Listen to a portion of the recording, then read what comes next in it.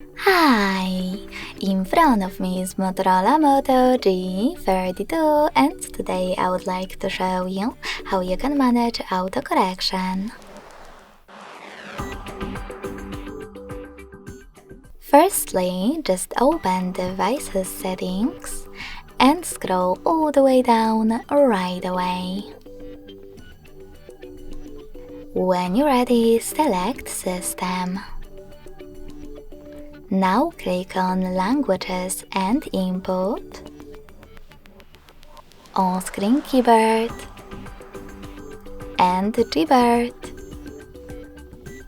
Following that, tap on Text Correction, scroll down just a bit and click on this switcher next to Autocorrection. This way you'll turn it off or on. Thanks so much for watching. If you enjoyed this video, don't forget to leave a like, comment and subscribe.